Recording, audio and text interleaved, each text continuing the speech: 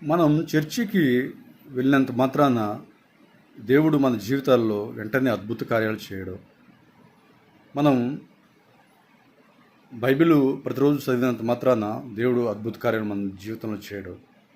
ప్రతిరోజు ప్రార్థన చేసినంత మాత్రాన దేవుడు మన జీవితంలో వెంటనే మన సమస్యలను మన నుంచి దూరం చేయడు. దేవుడు కూడా గమనిస్తాడు.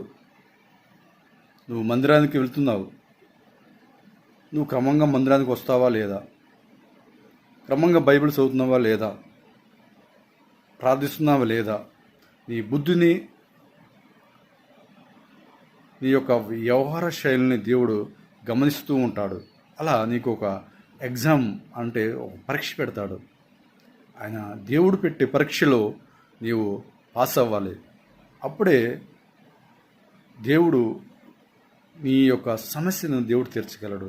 ఈరోజు నువ్వు పిల్లలు లేరని మందిరానికి వెళ్తున్నావు, వెంటనే నీకు పిల్లల్నివ్వడు దేవుడు.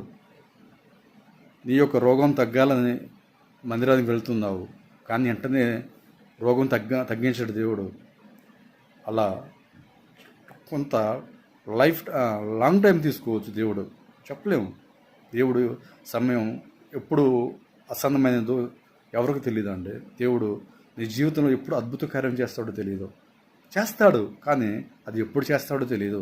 అప్పటి వరకు ఓపికతో, సహనంతో కనిపెట్టుకొని ఉండాలి.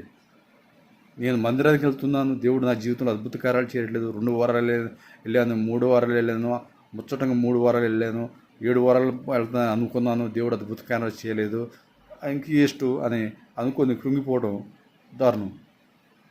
అలా దేవుడి మీద నిందలేయటం దారుణం. నేను దేవుడికి నీకు ఒక ఎగ్జామ్ పెడతాడు. 10th క్లాస్ చదివేటప్పుడు ఫైనల్ ఎగ్జామ్ పెట్టినప్పుడు దాంట్లో పాస్ అయిపోయినప్పుడు పాస్ అయితేనే కదండి మళ్ళీ నువ్వు ఇంటర్మీడియట్కి వెళ్ళేది. ఆ పట్టపు అనుకున్నప్పుడు కదా దేవుడు కూడా ఒక ఎగ్జామ్ పెడతాడు.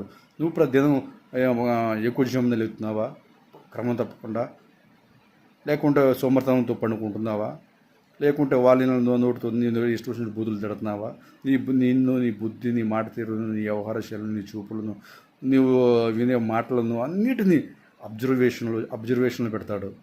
అది నిన్ను అబ్జర్వేషన్లో పెట్టి నిన్ను అబ్జర్వ్ చేస్తాడు. అప్పుడు నీ తలంపులు ఆయనకి వ్యతిరేకంగా ఉండకూడదు, దేవునికి నీ చూపులు దేవునికి వ్యతిరేకంగా ఉండకూడదు, నీ వినే మాటలు కూడా దేవునికి వ్యతిరేకంగా ఉండకూడదు, నువ్వు చేసే పనులు దేవునికి వ్యతిరేకంగా ఉండకూడదు. ఆయనకు అన్ని అనుకూలంగా ఉన్నప్పుడు నీకు సర్టిఫికెట్ దేవుడు ఒకటి ఇచ్చినప్పుడు, నువ్వు పాస్ అయిపోయినప్పుడు దాంట్లో నీ సమస్యను దేవుడు తీరుస్తాడు అనే విషయాన్ని, అనే సత్యాన్ని మర్చిపోవద్దు.